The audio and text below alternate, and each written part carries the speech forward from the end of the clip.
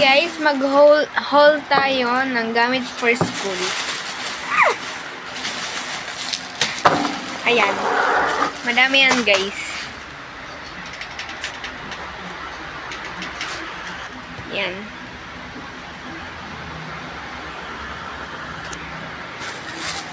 So, first ay clipboard. No? Clipboard. Yan yung clipboard natin. Bakit? Ow! Clipboard.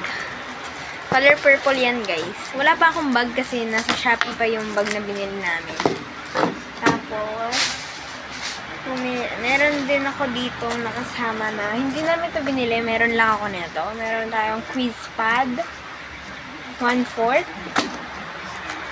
Tapos, meron tayo dito 1/2 lengthwise book paper. Meron tayo yan. Tapos, meron tayong crosswise pad paper. Tapos, meron tayong Orion Intermediate. Meron tayong mathematics. Hindi ko alam kung pang anong grade yan. Meron tayong 1, 2, 3, 4, 5, 6, 7. 7 na notebook. Kulang pa yan.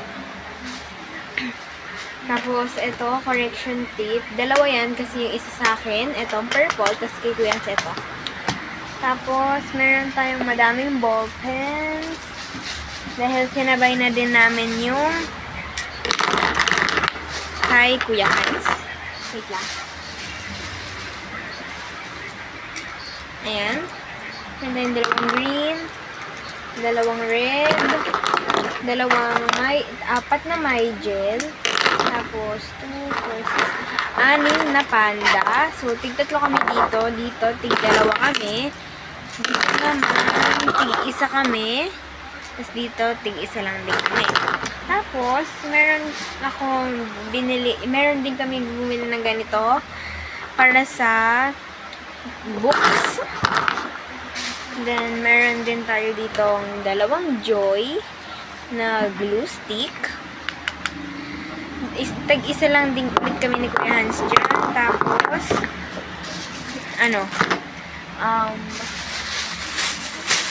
marker.